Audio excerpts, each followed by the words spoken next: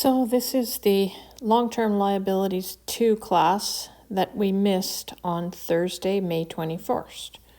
And on Tuesday, May 19th, we basically got as far as this point in the notes. So I'm going to start from here. So between effective interest and straight line interest, there are 2 calculation approaches. Under the effective interest approach, you essentially calculate interest expense based on the outstanding bond payable balance, and you set that off against the cash interest payment that you need to pay, and the difference is essentially the amortization of the bond premium or discount that was in place when the bond originated. With the straight line approach, it's simpler. You calculate the bond premium, which is just, or discount, which is just the difference between the proceeds received and the face value of the bond. And then you just amortize it on a straight line basis over the life of the bond. I'm going to show an example later on in this class, so you'll see exactly how it works. But bond premium or discount is amortized on a straight line basis over the life of the bond.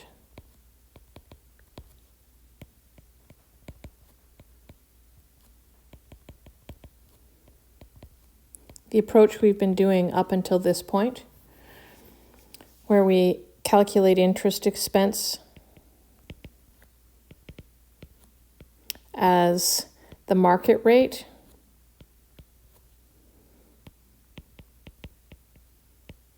times the outstanding bond payable, and then amortize the difference between that amount and the cash interest payment. So bond premium or discount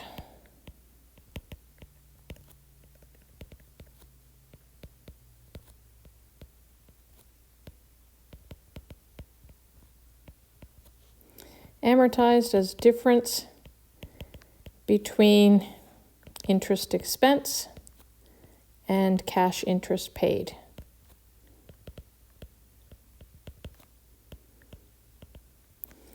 It's a different profile, but across the life of the bond, the same amount has to get amortized, right? Because it's the difference at the outset between the proceeds and the face value of the bond is the premium or discount, and we are amortizing them out of bond premium so that we end up with our out of bond payable, so that we end up with bond payable at exactly the face value by the time the bond is due on its maturity date. Okay, like I say, we'll get into more on that later. Let's move on to Chico. Chico Building is a private company that prepares financial statements in accordance with ACCT and has several long-term bonds outstanding at December 31st, 2027, and the bonds have sinking fund requirements. So we see here that in 2028, they have sinking fund requirements of 300 and maturities of 100. And then in 2029, 100 of sinking funds and 250 of maturities. So the question is, how should this information be reported in Chico's financial statements? So the first thing is, what's a sinking fund? I mean, it's like a bank account owned by the borrower. So I'm going to write this, bank account. I mean, often it literally is a bank account. Owned by borrower, but held in trust for the lender.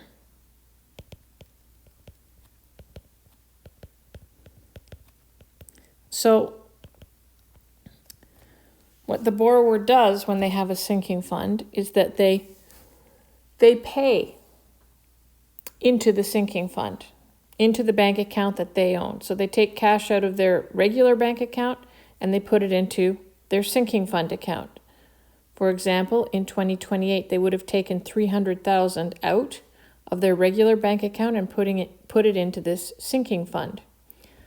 So with these sinking funds, the borrower cannot withdraw any of the money they put in. They do own, the interest on that money, and typically they could withdraw that if they wanted to, but they can't withdraw the amount they put in the sinking fund. And the reason that borrowers enter into these sinking funds is because they're demanded by the lender, and the lender is in a power position over the borrower. That usually means that the borrower has weak credit. So essentially what the lender is saying is that, well, I'm worried about you being able to pay me back the money, but I do want to keep on earning this very high interest rate that I require you to pay me because you have bad credit. So what I would like you to do is to contribute money to a sinking fund on a schedule that we agree on in the loan agreement, so that I know that when the principal comes due at the end of this loan, 80% of it or 90% or 50%, whatever their agreement is already going to be sitting in a bank account held in trust for me. So I know it's not at risk. I just have to worry about the final amount of the maturity value that you haven't already put in a sinking fund. So you could ask, well, why don't you just require the company or the borrower to pay the money back instead of putting it into a sinking fund? Again, the lender is in a power position here. The bank account, which is owned by the borrower, held in trust for the lender, is often at the lender's bank. So essentially, they get to charge you a high rate of interest on the money borrowed, and at the same time pay a low rate of interest on the money saved in the sinking fund to ultimately pay the loan maturity value. So it's really it's like a credit enhancing feature of a loan, because it creates less risk for the lender that the borrower is going to go bankrupt or be unable to pay them. But it's not a great deal at all for the borrower. Okay, so now that we understand what sinking funds are and how they work, do financial statement readers need to know about upcoming maturities? Well, financial statement users, use the financial statements not to know the profit or to see what's happening. They use them because they're trying to gauge the value of the investment. And the way financial statements can be used to help gauge the value of an investment, so should I buy more? Should I sell now? Should I keep holding? This is what the analysts down on Bay Street or Wall Street do. And what they do generally is they build very complicated models forecasting, the cash flows that each entity they're following is going to generate in the future. And the way they value the company and determine the share price is they basically discount the cash flows that they forecast the company will make for the next 5-10 years. They discount that at a reasonable discount rate, and they get a value of the company. And they divide that value by the number of shares outstanding, and that's how they get their target share price, where they think the shares should be trading compared to where they are at the moment. So if we think about that, what those users, sophisticated users, are doing is that they're using the financial statements as the first year of the model. Those are good numbers. They know they've been vetted by auditors, and the other thing is they actually happened. They're not a forecast. So that's what the financial statements are, your first year of this giant model. And what they're trying to do is forecast cash flows forward.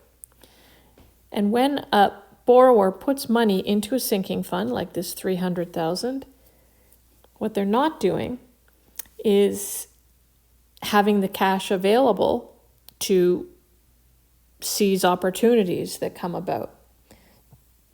On the other hand, that means that later, when they have to pay the maturities, they'll pay most of the maturity that they owe out of the sinking fund.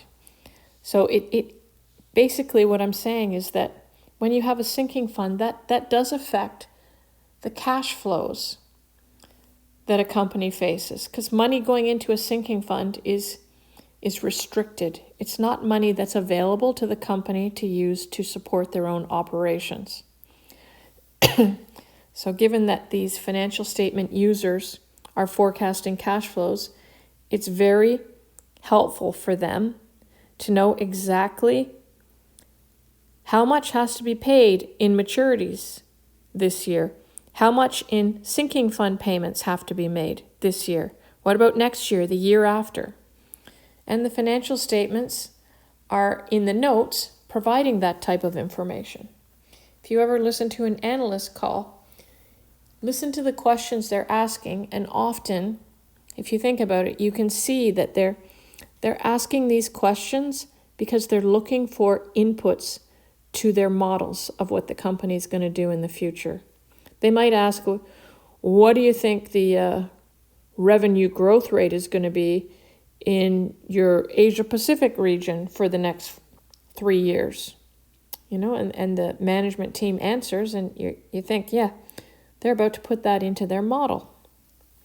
So these cash flow models are really important.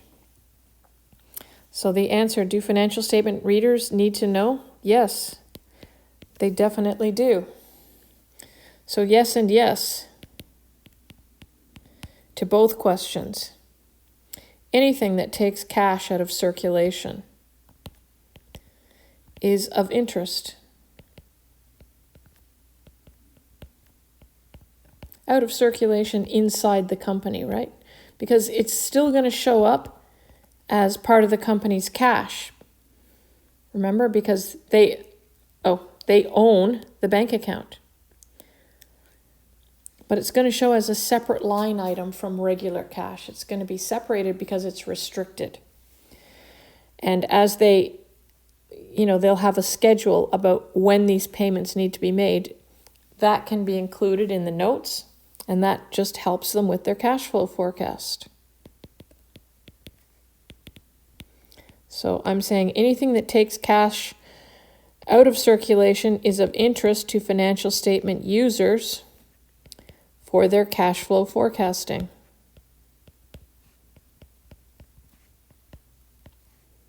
And it is from the cash flow forecasting that they determine the value of a company and therefore the per share value of the company. Okay, so that's the end of that one. In the long-term debt structure of Cheslaw, the following 3 bonds were reported: mortgage bonds payable, collateral trust bonds, and bonds maturing in installments secured by plant and equipment. Okay, so the question is going to be about debenture bonds. Does Cheslaw have any debenture bonds? So what are debenture bonds? Debenture bonds are unsecured bonds.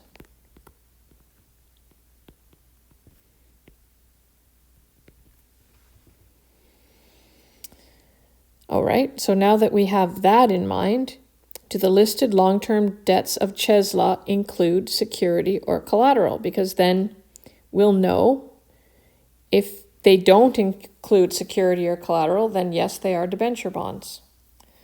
So let's look at the first one. 10 million of mortgage bonds payable.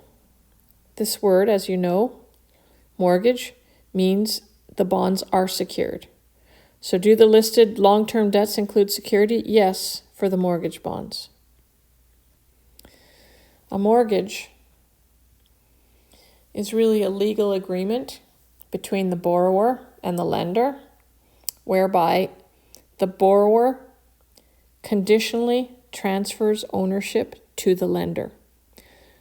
So the conditions are, if the borrower ever defaults on the loan agreement, they have already conditionally signed over ownership to the lender.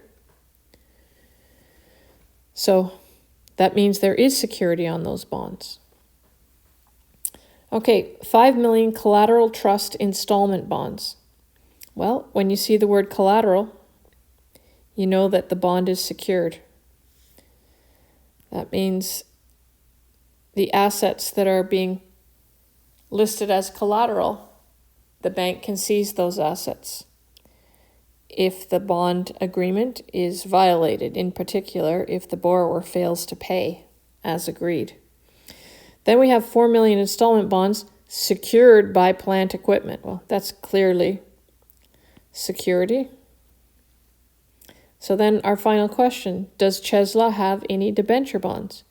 Unsecured bonds? No, because the 3 bonds they have are secured. The answer is no. All right, let's look at Mosca. All right, on June 30th, Mosca issued 4 million of 20-year 13% bonds for 4.3 million, which provides a yield of 12%. Wow, they gave us the face value and they gave us the present value, right? Because we have the face interest rate of 13 and the market interest rate or yield of 12%, and they've already done the calculation for us. So we don't have to discount these bonds back and do our regular calculations to get to the present value of the bonds, because that's already been done. So great. The company uses the effective interest method to amortize any bond premium or discount, and they pay semi-annual interest on June 30th and December 31. So let's do the journal entries. The first journal entry is just to record the issuance of the 20-year bond. Because we already have the present value, we don't have to go through the calculations. So I'm just going to debit that we received cash of 4,300,920, and the credit goes to bond payable.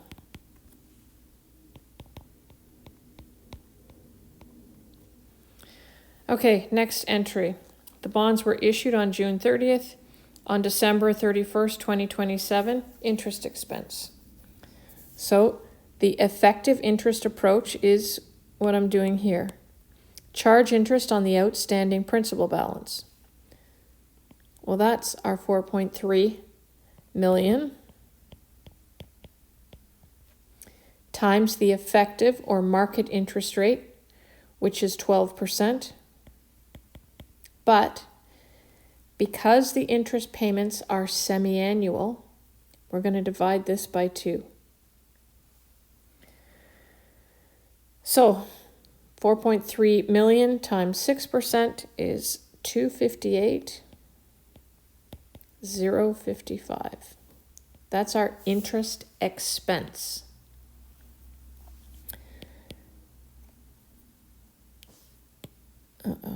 Whoops.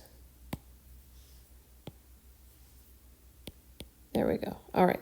So I'm going to first put my interest expense in. Of course, expenses are debits. 258,055. The next thing is, I know I was contracted to pay 13% interest. That's the face rate. So the interest cash flow is my 4 million face value times 13% times half the year, or 6/12. Works out to be 260,000. Credit is 260 for cash. That was my contractually agreed cash payment for interest every 6 months. I don't balance. My difference is 1945. And that is a debit to bonds payable. So that 1945 debit to bonds payable is offsetting, kind of chipping away at this 4.3 million. So at every interest payment date, there's going to be a debit to bonds payable, and that's going to chip away at this premium of 300,920. until 20 years from now, after we've done 40 journal entries similar to this interest journal entry. The bonds payable amount will be exactly $4 million, right at the point when we're ready to pay it. Okay, let's look at the next interest expense. Now, to calculate this one, we have to figure out what is the outstanding balance. Well, it was $4,300,920 credit, but since then we've had a debit of $1945 in that same account, bonds payable. All in, it's now sitting at $4,298,975 credit. This is the outstanding balance. $4,298,975 times my effective interest rate, same as last time, it's 6%, half of the market rate. $257,939. So under the effective interest method, when you keep charging interest on the outstanding balance, your interest amount is going to keep shifting. Every time it's going to shift because the outstanding balance keeps shifting. So the journal entry for the second 6 months worth of interest is similar in terms of its structure. It's still a debit to interest expense, a credit to cash for $260 because the contractually agreed payment is $260 every single time. But we use our interest expense amounts that we calculate based on the outstanding balance as our interest expense. So this is $257,939, which means my debit, chipping away at that $300,000 premium, debit to bond payable, is 2061. And we'll do one more. Just one more. We start with calculating our outstanding principal balance. It was $4,298,975. I got that from right here. And now I have to add the next little chipping away amount, which is 2061 debit. And that equals $4,296,914 times our 6% effective interest rate. It's $257,815. Same format for the journal entry. Debit interest expense, credit cash for $260, it never changes. Across all the 40 interest payments in this bond, it's always cash of $260,000. But the interest expense and the bond payable amounts do shift. So my interest expense, I calculated it, $257,815. And that means in order to balance our bond payable debit is $2185. Okay, show the proper presentation for the liability for bonds payable on the December 31st, 2027 balance sheet. So we just have to think about, all right, what's the amount on that date? December 31st, 2027 interest expense was $258. The $4.3 million up here was already outstanding. And before the year was out, we had the $1945 debit against the bonds payable account. That means that this outstanding balance here is the balance that was outstanding at December 31st, 2027, right? I'm using it in the June 30th, 28 interest expense because that was at the starting point, which was for that 6-month period, right? The 4298. That was the starting point. That's what it was as at December 31st.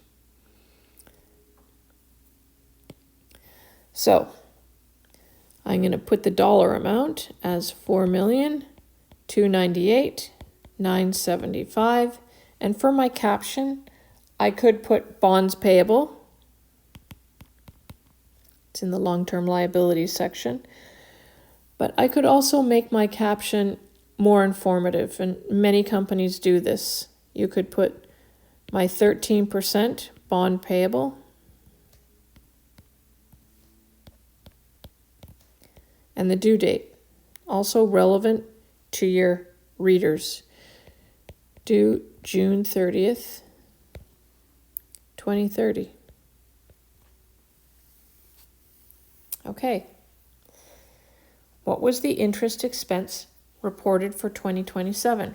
Well, let's go back and just look at our own journal entries. This interest expense here was reported in 2028, so it's not that. Yeah, the bond was initiated in June of 2027, and by December we had incurred, let me make this green, this is the amount,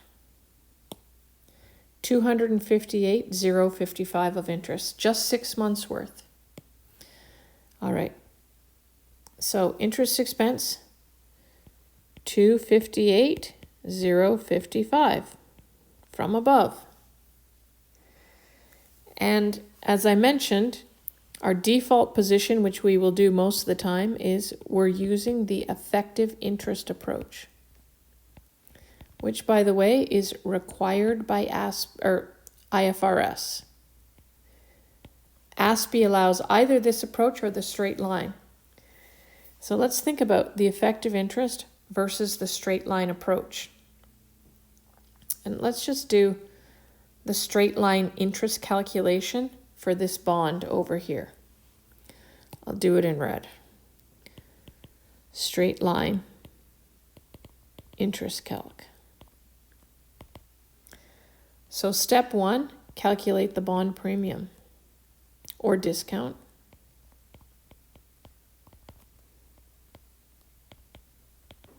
It's just the difference between the face value and the present value of all the payments at the point of issuing. So let's take this difference. PV at issuance. Well, remember we didn't need to calculate it because they gave it to us. 4,300,920.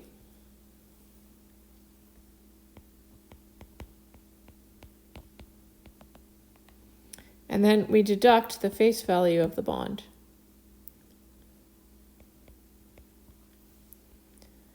Which is 4 million. That's the face value.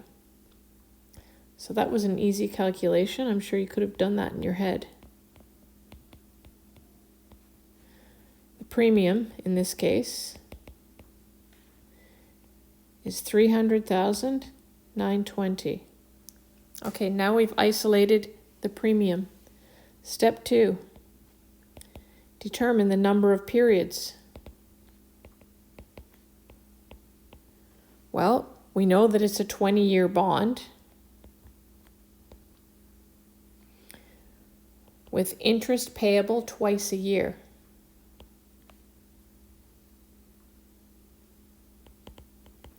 Two interest payments per year.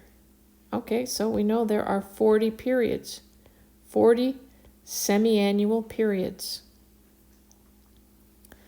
Step 3, okay, if we're going to amortize it on a straight line basis, what is the periodic amortization amount? Calculate periodic amort amount. I'm going to take my 300,920 divided by 40 periods. It is $7,523. Therefore, we construct our interest expense journal entry. Unlike the effective interest approach where you calculate interest expense and then you force as we have been doing, calculate interest expense. We calculated it here. Our cash is always $260. That's contractual. It doesn't matter what approach we use. It's $260. And then this is our force. Goes the other direction in the straight line approach. We know that we have a debit to interest expense, but we don't know what it is because it's going to be the force. The credit is to cash, always $260, contractually agreed. And we know that the debit to the bond payable is $75.23. So we solve to get to interest expense. In order to make this entry balance, we need interest expense of $252,477. This time, this is the force. And this journal entry here is repeated 40 times over the life of the bond. Unlike our effective interest approach, where the structure is the same, but every time the journal entry changes, because the interest expense amount keeps changing, because the outstanding principal balance keeps changing. With the straight line calculation, same journal entry 40 times. So let's answer this question now.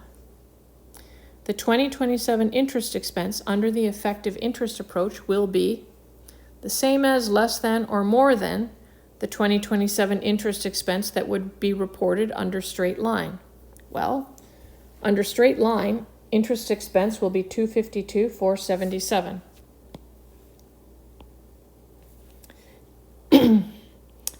Under the effective interest approach, it's $258,055. So the answer clearly is that the interest expense under the effective interest approach will be more than, because $258,000 is greater than $252.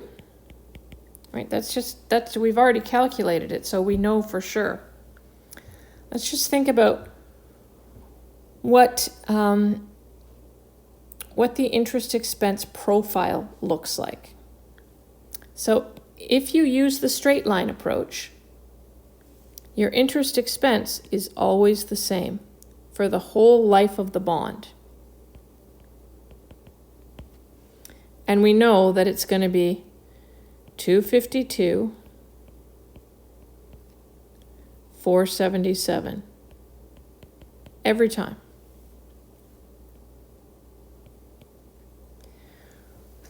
With the effective interest approach, if you have a premium, like we have in this example, you start off high. Your interest expense is higher in the early years and then lower in the later years. So this is the effective interest approach with a premium.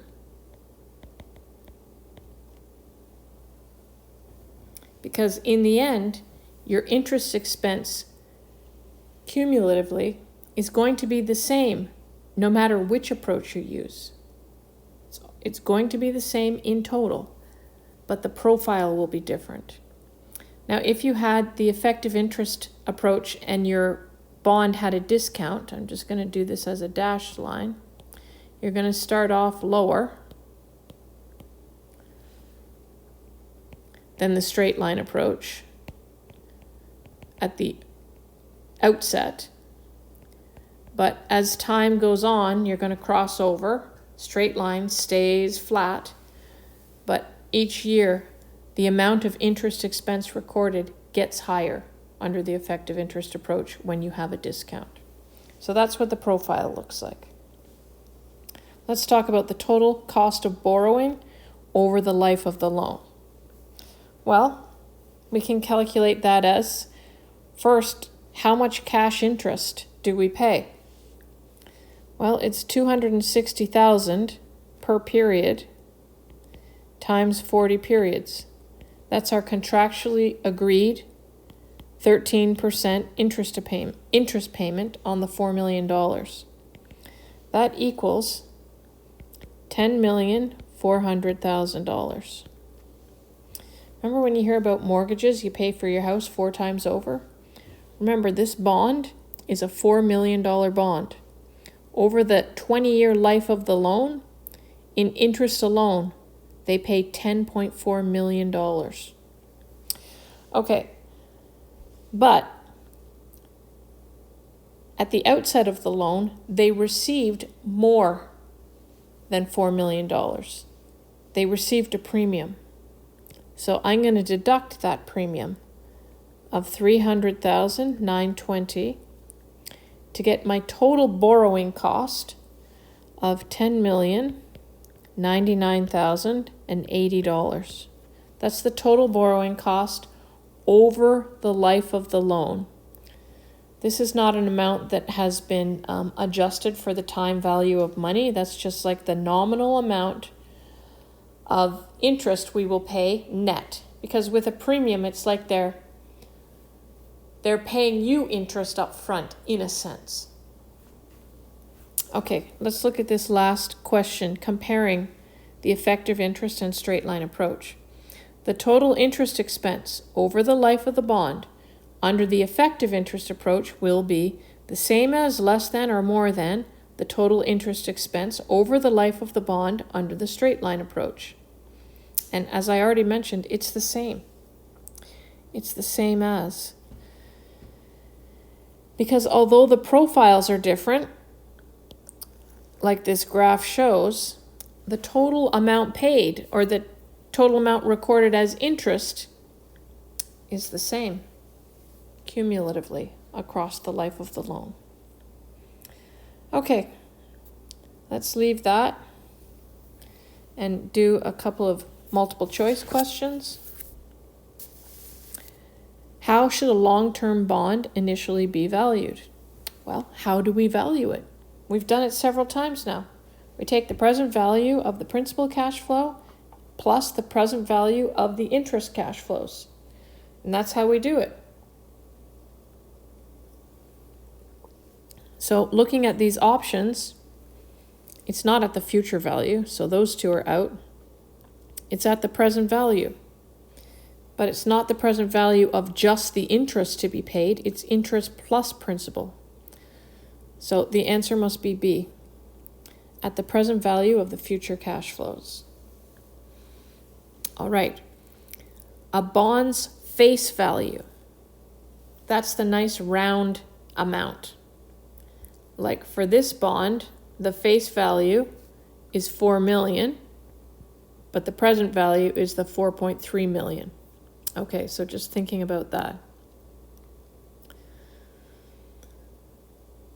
The face value is also called the par value. That's okay. Or the, oh no, it's not. It's not the present value, right? The present value is the ragged number, the $4,300,920.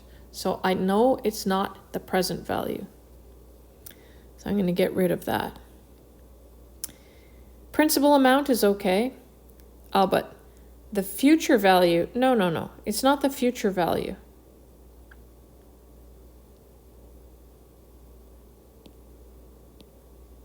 The maturity value is okay. So, the par value or the maturity value. Yes, that is correct. A bond that has some form of collateral is a secured bond, right? Collateral is security. It's a secured bond. Remember, an unsecured bond equals a debenture bond.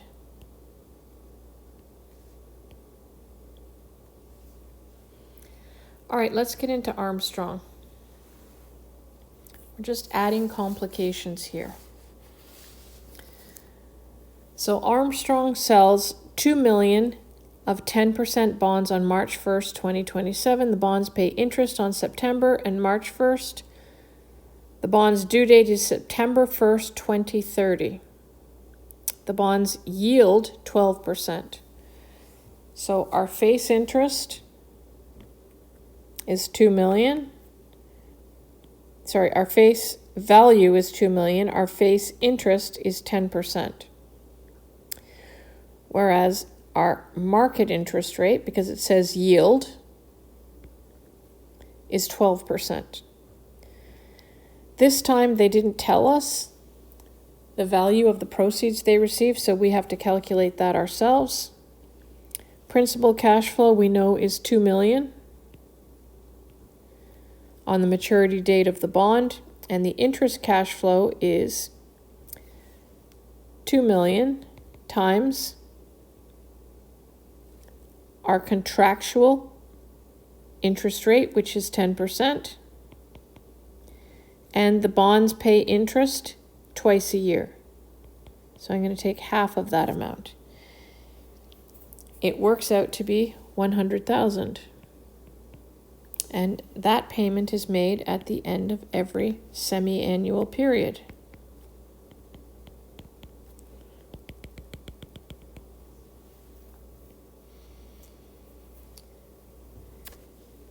What we now need to do is to discount all these payments plus the 2 million of principal back to the issuance date, March 1st, 2027. When we discount the cash flows, the semi-annual interest rate we're using is the yield, the market rate, which is 12% divided by 2 because it's semi-annual, so it's 6%. Our principal cash flow is 2 million, and our present value factor is going to be based on 6%, number of periods. This one is a really tricky one because it has an odd number of periods. It's a bond that runs from March till September. So we could just count them up on the timeline here. 1, 2, 3, 4, 5, 6, 7 semi-annual periods. So we would get out our present value table and look up our PV factor. I hope you'll trust me that it's 0.66506. Multiply it out, 1,330,114. And then our interest cash flows, remember, it's not the sum of all the interest cash flows, it's the periodic interest payment. And that amount is 100,000.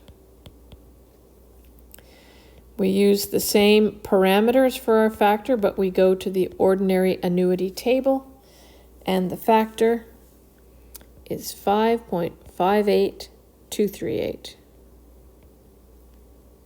Multiply it out, 558,238. It's an easy one to multiply out, and add them together. It's 1,888,352. So glancing at that and comparing the proceeds, 1.89 million, with the face value, we see that this bond was issued at a discount. Okay, so that's fine. Let's keep going. Let's do the journal entries to record the issuance of the bonds. Debit cash. Credit bonds payable. And we use the present value we just calculated, 1,888,352.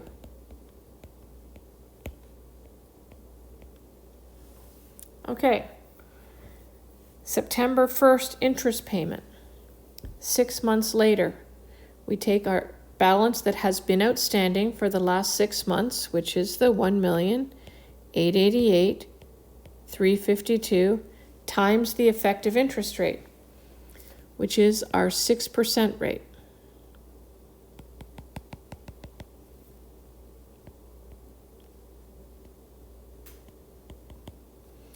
Calculate our interest expense as 113,301.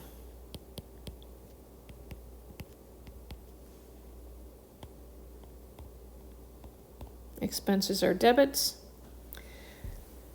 I know what my cash payments are because I needed to calculate them to fill out my timeline. My cash payments are 100,000. Just an even 100,000 per my contractual agreement. I need another 13,301 on the credit side to balance. So this time I credit bonds payable. And you can just do a reasonableness check. The bond started at 1.8 million. Now I'm bolstering it. I'm increasing the value by 13,000.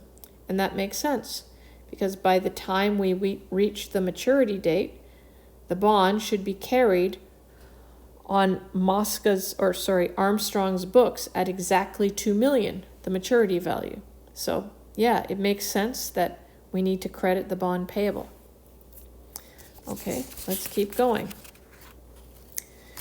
This is a question where we're going to get into the accruals at year end. So if you have a year end intervening between your interest payment dates, then of course, like from our first topic, current and non-financial liabilities, you have to accrue interest at year end. So that's what we're going to do. At December 31st, 2027, we will have accrued about 4 months worth of interest because the last time interest was contractually required to be paid was September 1st, right? It's paid every March 1st and September 1st. So we're going to accrue interest expense from the last payment date through the year end. That's 4 months. There's no payment due, not till March. So we're not going to record a cash outflow, just an accrual. So let's calculate the interest expense for the March 1st interest payment on the new outstanding principal balance.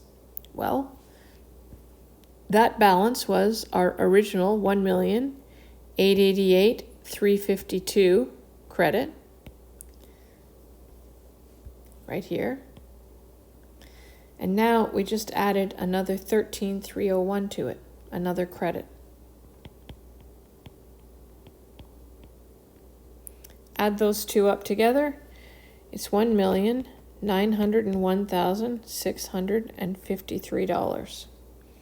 Multiply it by the effective interest rate, which is 6%. We end up at $114,099. Now what we're going to do is split that interest expense amount 4 months into 2027.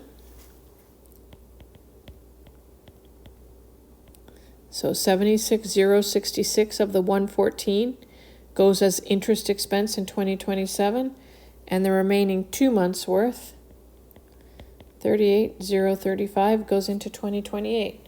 So let's do the journal entry for 2027. Debit interest expense, 76,066. Credit our interest payable. We take the corresponding contractually agreed cash payment amount, which is 100,000, and we apply the same approach to splitting. So 4 months worth of 6 months goes into 2027 on the interest expense side, and the same thing happens on the cash payment side. So we're going to put 66,667, 2/3 of $100,000, into interest payable. It's not paid in cash by year end, so it's just sitting in a payable. And then again, we need a credit to balance. That difference just goes through bonds payable. $9,399,000. Okay, so we've accrued interest at year end. Let's just record the interest payment on March 1st when it actually takes place. So a couple of months later, we're booking the payment. We know we're going to have cash flowing out of 100,000 because every time there's an interest payment date, we have to pay cash of 100,000. So that's an easy one. Our interest expense is the 2 months that apply to 2028. So I'm going to put that right in here. 38,035. The other thing that needs to happen is, since I'm paying my interest, I don't have an interest payable anymore. I need to credit that off. Debit it off. So I'm going to debit the interest payable that I just set up in December. I need to clear it now because I'm paying the interest. So I need to clear that 66,667. Now I don't balance, and the difference, I need a credit to balance of $4,702 goes against bonds payable, just like the one up above. Okay, so that's how you do interest accruals on bonds. Let's look at the next question, OLET.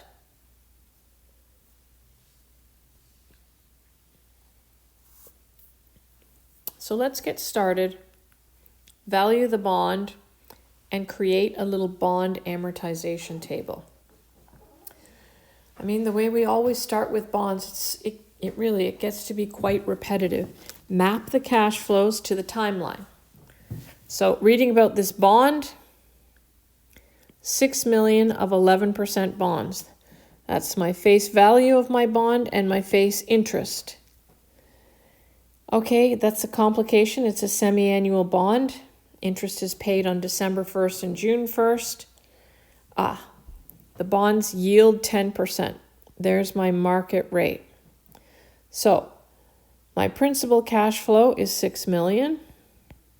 My interest cash flow is the 6 million face value times the contractually agreed interest payment of 11% is 660. But it's payable twice a year, so we divide it by 2, 330. 330,000. And that starts at the end of the first 6-month period, and it goes for every 6-month period. There's a payment of 330,000. All right, we have to discount those cash flows. What semi-annual rate will we use? Well, half of the yield, half of the market rate. 10% divided by 2, we're going to use 5%. So my factor is going to be based on an interest rate of 5% and number of periods. Goes June to June, from 27 to 31. That's a 4-year bond term. But again, we have semi-annual interest. So we're going to take our 4-year bond times twice a year. Gives us 8 semi-annual periods. And our interest rate is based on the semi-annual period. So 5%, 8 periods. And then we just present value our principal of 6 million and our interest of 330,000 with the same parameters. Present value factor for the lump sum is 0.67684. Works out to 4,061,040. Present value of the interest cash flows, 5%, 8 periods. The factor is 6.46321. Present value is 2,132,859. Sum it up. 6,193,859 $6,899. You can see that the bond was issued at a premium because 6.193 is higher than the face value of the bonds. So that's showing that it was issued at a premium. Okay, the amortization table. Sometimes it's helpful to have an amortization table going because you can just see how the bond value is shifting. We start at 6,193,899. Now, in each interest period, we're going to be chipping away at that extra 193,000 so that it's all gone by the maturity date in 4 years from now. Okay, interest expense for that first semi-annual period. We're going to take our 6,193,899 times our 5% interest. Works out to $309,695. Cash paid, $330,000. We already calculated that up above when we got the interest cash flow. Therefore, the ending value of the bond is 6,193, and we're going to add the interest expense and deduct the cash paid. And that should bring us down a little bit, and indeed it does, because we're at $6,173,591 by the end of December.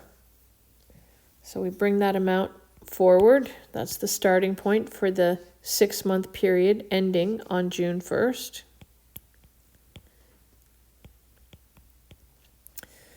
Multiply it by 5%. Our interest expense works out to $308,680. Cash paid still $330, always $330. And therefore our ending value is $6,152,271.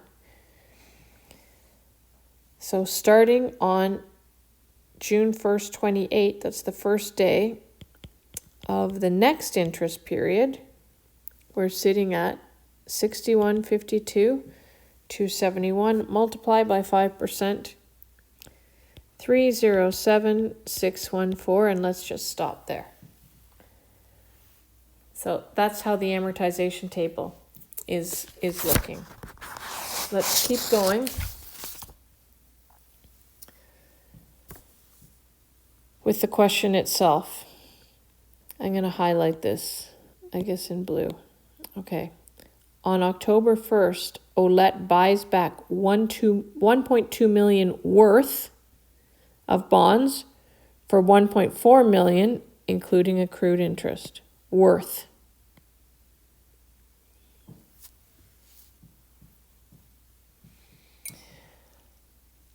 I want to look at another document now.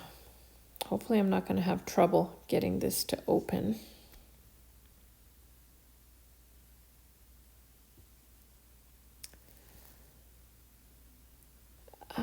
It is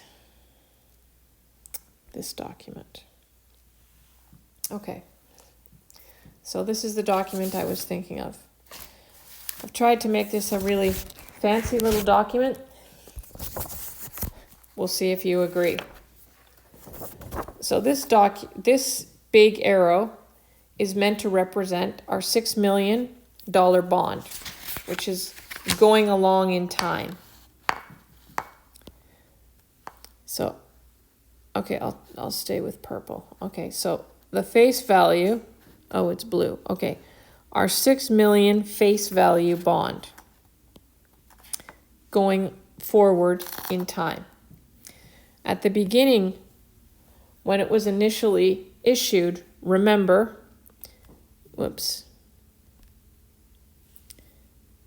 it would have been on our books at $6,193,899. We calculated that amount. That's our present value, or our carrying value of the bond, and this is the blue is the face value.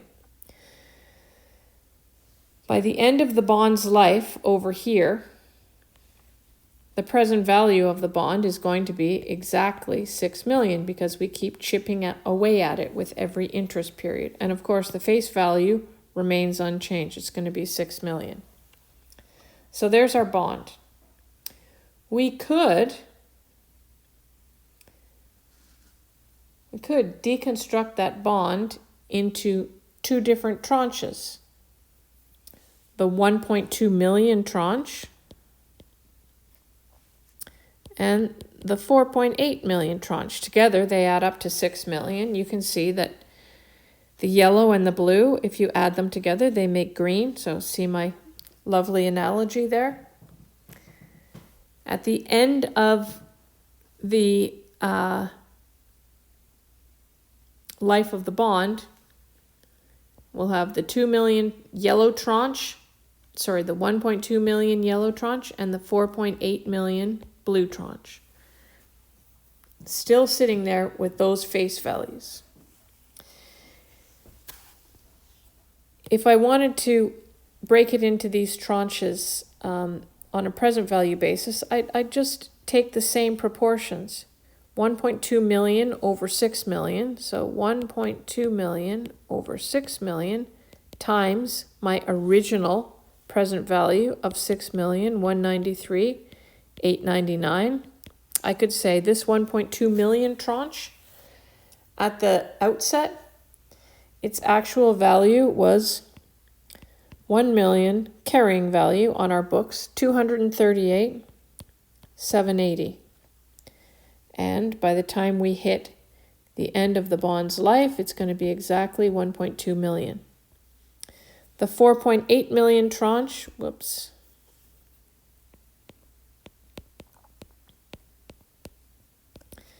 times the 6,193,899 is 4,955,119. But we're going to chip away at that value as well. So by the time it's the maturity date, it will be carried at a present value of exactly 4.8 million. All right. So if you remember, Olette went and bought back 1.2 million worth of its bonds from the market. So it issued the bonds out to the market. And then I guess it had excess cash. So it said, no, I'm going to buy back those bonds. I don't need to keep paying interest. I have excess cash and I don't want to have this bond outstanding. So they went and bought back. So now this isn't exactly to scale,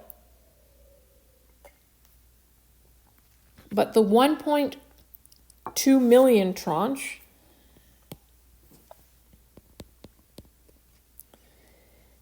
it's going to end on October 1st of 28. It stops because they buy it back. So they don't have to pay bondholders interest anymore at that point because the bond has been bought back. Meanwhile, the 4.8 million tranche, it continues to the end of the bond's life way out here.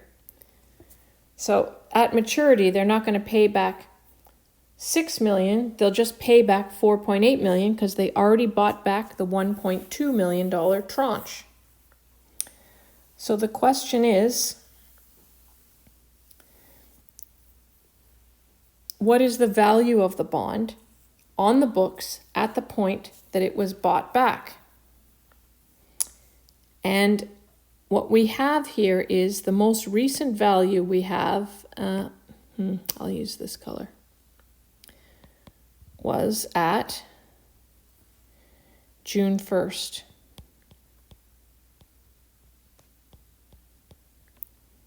Right, we had a amortization table that gave us the value of the bond, the whole thing, at June 1st. So what we need to do to value the part that is going to be bought back is to focus in on 1.2 million worth of the full bond at June 1st, 28, and then try to figure out what I have to do to bring the bond these last 4 months, June, July, August, and September. 4 months worth. How do I move the bond forward for 4 months worth of interest? Because I'm going to pay those bond holders when I buy back the bond, 4 months worth of interest plus the full amount of the principal value, but not not the face principal value. I'm buying it in the market. So I'm going to have to pay the actual market price of the bond. And what comes off our books is the book value of the bond at that point in time. So hopefully this is going to help you visualize what I'm trying to do. I'm trying to get 4 months worth of the bond for 20% of the bond. 20% of 6 million is 1.2. So this is my 20% tranche, the yellow, and this is my 80% tranche, the blue. So I'm trying to value that bond, that 20%, for 4 months beyond the last date at which we got a value of the full bond. Okay, so let me go back now. I think it's down here. Here we go. Okay, I'm gonna scroll through all this that we've done. It's all still here, thank goodness. That's done, here we are. So on October 1st, 2028, Olette bought back 1.2 million worth of bonds, and they paid 1.4 million for them. So of the original 6 million face value issued, 4.8 million, or 80%, remains outstanding after August 1st, and 1.2 million, or 20%, is bought back. So I'm going to use these not great highlighting colors. The 4.8 was the blue tranche, and the 1.2 was the yellow. So remember, we bought back 1.2 million worth. Okay, let's start from our last known value date. Value of the bonds on June 1st, 2028, which was the last interest payment date before the buyback. Oh, we know what the total bond value was at that point. On June 1st, 2028, it was the 6,152,000.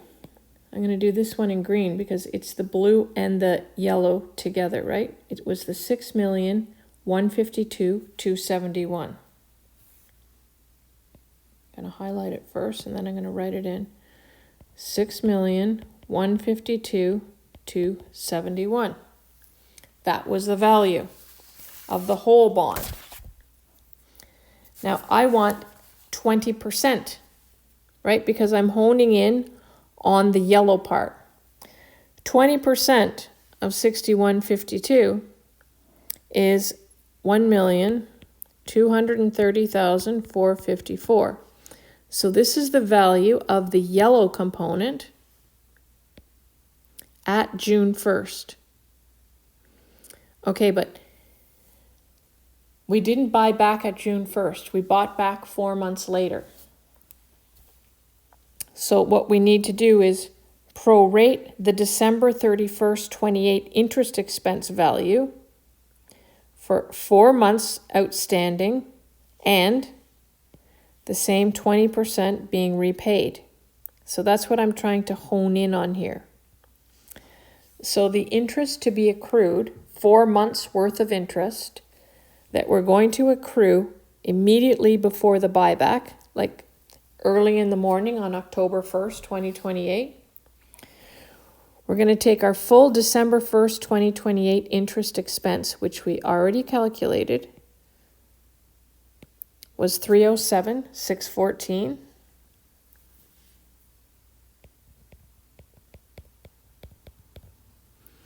and we're going to prorate it by 4 over 6 months and by 20%. That works out to 41,015. Now, we also have to prorate the interest payment.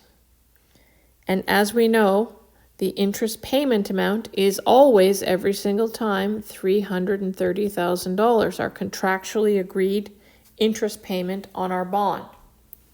So we're going to take the 330, also prorated for 4 of the 6 months, and also prorated for the 20% because we're just interested in the yellow tranche.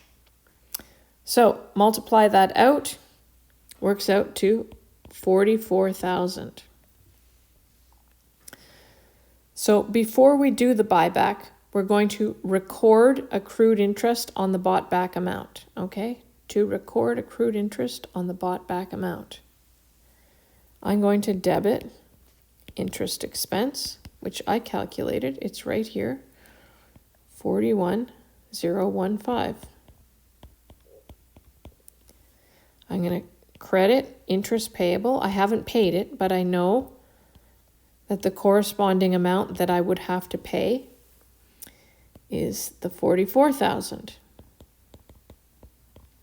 And the difference, I need a debit to bond payable.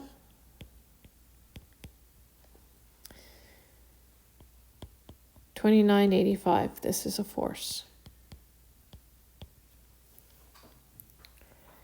Therefore, the present value of the bought back portion of the bond, which is the yellow portion, is our 1.23 million, which is the June 1st, 2028 value, plus this little piece here. That little piece is part of our bond value at the buyback date. 2,985 debit. And this is a credit. The net, the present value of the bought back portion, we have finally honed in on it. $1,227,469. It's a credit.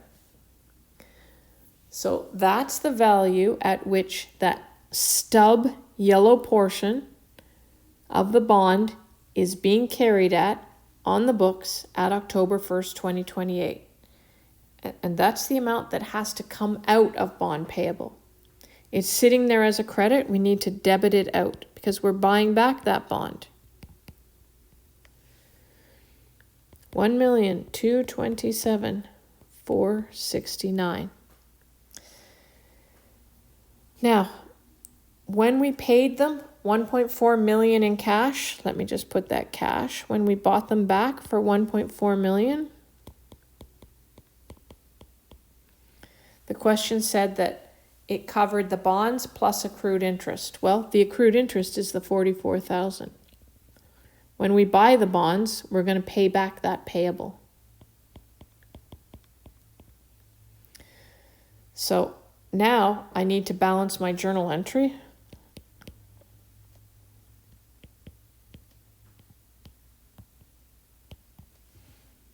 And to do that, I need a debit of 128,531.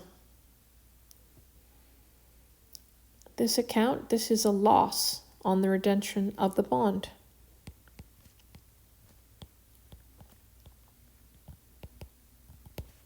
That is a force. Loss of 128,000. That's a tricky question. You'll see that I do put bond buybacks on quite a few exams. I'd say more than half over the years, but not 100%. More than half though. I think it's worthwhile learning how to do that. And the key is to calculate that bond payable value. To know what is the present value equivalent of the face value that you're buying back. Because when you say you're buying back, in this case, 1.2 million worth, okay, so you know that's of the face. What's the corresponding present value? And that can be a little bit tricky to calculate. Okay, let's keep going.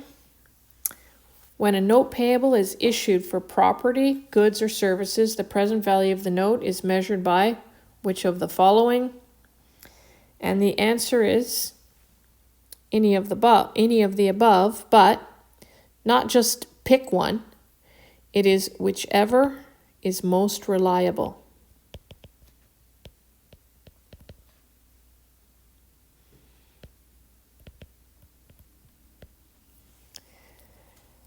Often, if the bonds are trading, for example, if a company's bonds are trading, it's often going to be C. Often C for public companies. Because that's a robust fair market value, right? It's being traded in the market, and that is the value. The market determines it. The fair value of property, goods, or services, often that's not a fixed number. It's debatable. It depends on the market context. So that one's less likely to be reliable than the value of the debt instrument, which is being traded in a big market. Okay, let's look at McDougall Corporation now.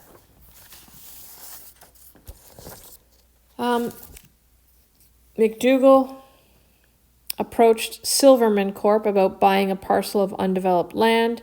Silverman was asking $240 for the land, and McDougall saw that there was some flexibility in the asking price. They didn't have enough money to make a cash offer, so they proposed to do this deal instead. They would give them a $300,000 5-year promissory note at an interest rate of 4%. So they won't pay the $300,000 until the end of the 4, or was it a 5-year period? 5-year period. So they'll pay 4% interest per year for the next 5 years, and then in the last year, they'll pay 4% interest plus the entire $300,000 principal amount.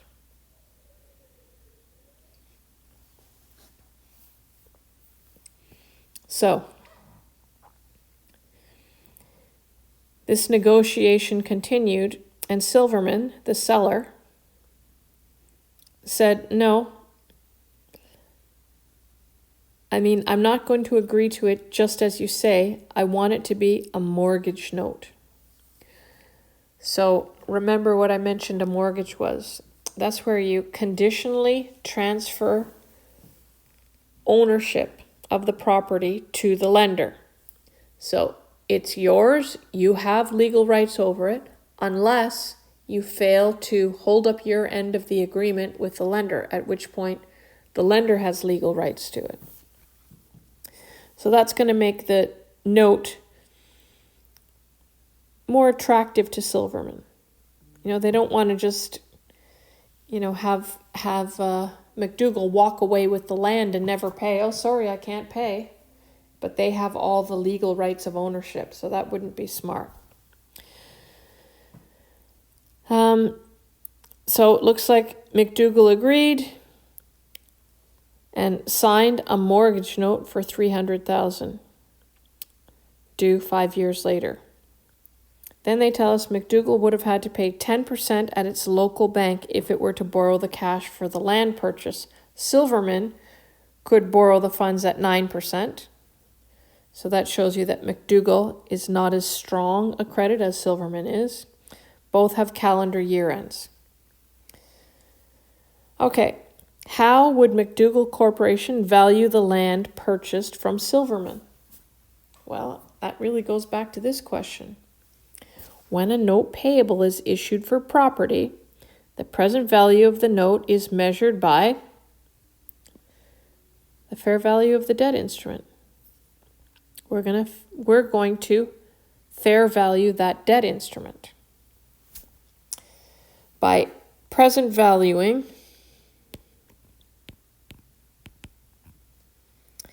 the note-related cash flows.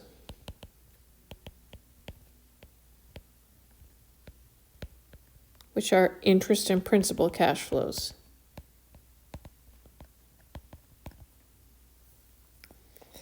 All right, next question. Promissory note versus mortgage note. What's the key difference? Well, promissory note, unsecured. And as you know, a mortgage note is secured. Therefore, the key difference? Security. Why did Silverman insist on a mortgage note payable? They want security.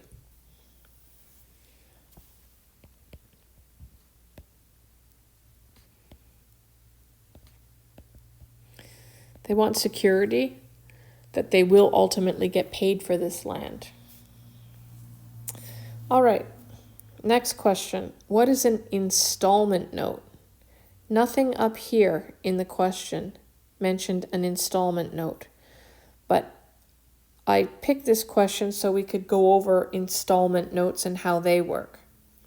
So I'm going to kind of jump to the installment note portion of the question. An installment note requires the principal to be paid in installments.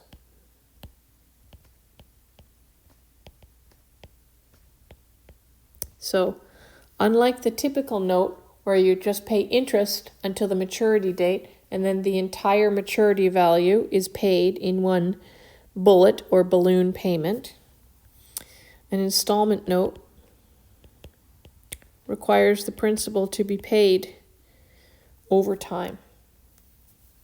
I mean, mortgages are installment notes, right? Because you keep paying down interest and principal in every payment. But mortgages are like a special type of installment note because the total payment stays consistent, but the interest versus principal difference shifts all the time in a mortgage, in like a mortgage that you think of for a home. Installment notes, as I say here, the default format of an installment note involves equal periodic payments. So if you know nothing else, assume the payments are equal. However, if they give more information, they could say, well, in this installment note, you have, unequal installment payments at various times, which don't have to be equal. And that would be still an installment note. But if they say nothing, then the convention is that the note's going to be paid off in equal periodic payments. That's how the convention works. So let's first calculate the purchase price of the land as it stands in the original agreement. And then we'll try to convert that note into an installment note. All right.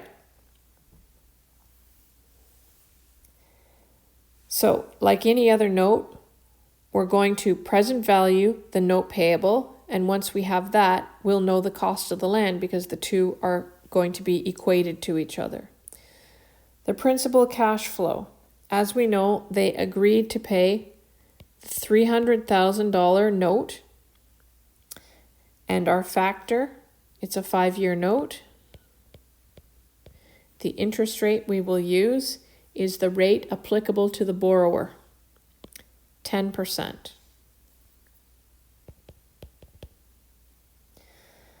The factor is 0.62902. Multiply that out, 186,277. And then the interest cash flows, well, it's 4%, right? Their contractually agreed rate was 4% of $300,000. They didn't tell us that the note was semi-annual, so if they say nothing, it's annual.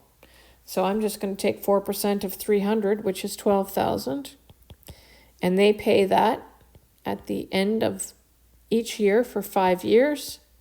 Interest rate is 10%. My factor is 3.79079. Multiply that out, 45,489, and the total is 231,766. Now, that means that when they purchased the note, in effect, they offered 231 to Silverman instead of their asking price of 240. And based on the fact that they entered into a note with McDougall, they accepted effectively a price of $231,000 for their land. All right. Now we're going to move to an installment note, like a mortgage. And we want to calculate the amount of the annual installment payment. So it's going to be a flat payment every single period that covers principal and interest. And like at the end of those 5 payments, the note is fully paid off. So we know they agreed to a price for the land of $231,766. So we're going to take that value, $231,766, and we're just going to divide it by the annuity factor for 5 periods at 10%. We already know that factor, 3.79079. So 231 divided by 3.79079 is 61,139. Let's do a quick amortization table. We start off at 231,766. Interest expense is just A times the 10% interest rate, 23,177. Cash paid, 61,139 every year for 5 years. The ending value of the note, we incurred 23,000 of interest, but we paid 61,000. So the note's value is going to drop by almost 40,000, right? And if you calculate it out, it goes down to 193,804. That becomes our new opening.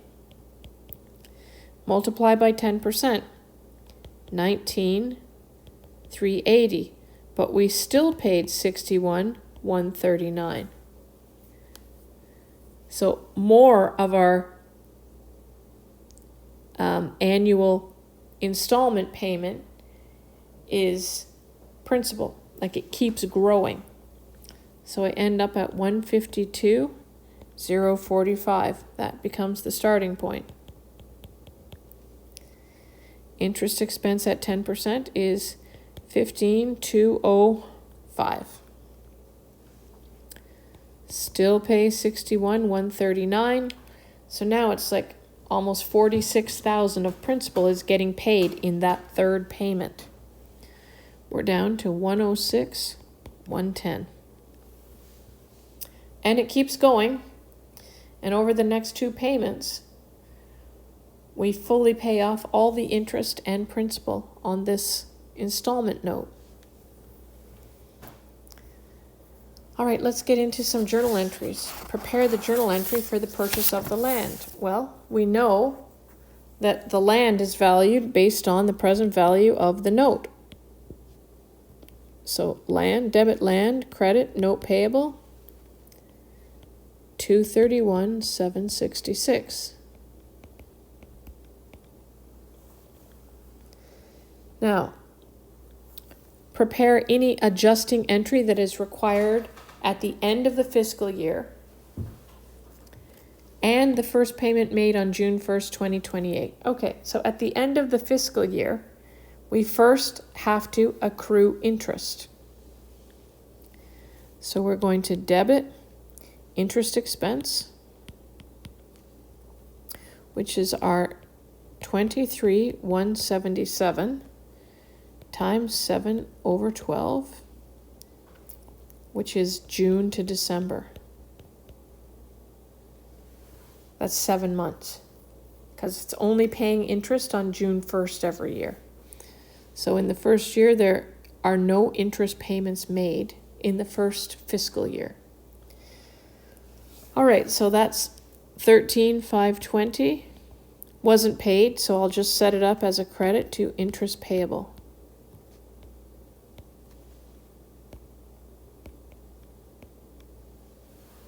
All right. And then they asked us to record the first payment. So we're going to debit interest expense for the other 5 months. So 23,177 times 5/12 for January to May, through May, works out to 9,657. We are now making a payment, so the interest payable will be cleared, so I'm going to debit that off.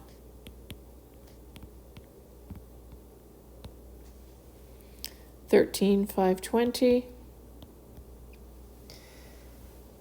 Then we have a credit to cash. We know that every single year we're going to pay $61,139, and I don't balance. I need another debit of $37,962. That goes against the note, right? This is actually the amount of principal that's being paid on the note, $37,962. All right, if you can do an installment note for the exam, that will be awesome. Sometimes I just ask you to calculate what is the amount of the annual installment payment. That is this calculation right here. Last thing I want to cover in this chapter is current versus long-term portion of long-term liabilities. So we've been doing interest accruals, and we count how many months from the last interest payment date to year end, how many months have elapsed. So we look back to the last interest payment. That's on the when we're accruing interest or setting up interest payable. When we're splitting the current versus long-term portion of long-term liabilities, then we look forward. Like, are there any principal payments within the next 12 months? And you look forward. In the case of our bond here, if we're standing at December 31st, 2027, and asking ourselves, are there any principal payments being made in the next 12 months, we would say, yes, there are. It's this, the $37,962. So look forward 12 months. You see that principal is being paid. That amount is a current liability. So the current portion of the installment note is $37,962.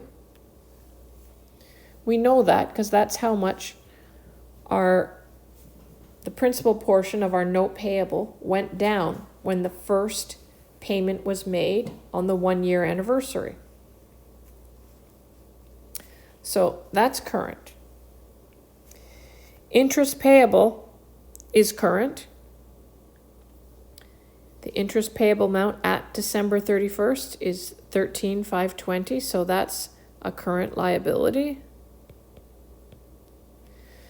And then between the current and long-term amounts, the principal portion of the note outstanding is $231,766. So I'm going to force into the long term, and it works out to be $193,804. So that's our long-term portion. That's how you split between current and long-term in a note. Just look forward 12 months. And that's all I wanted to cover in this class.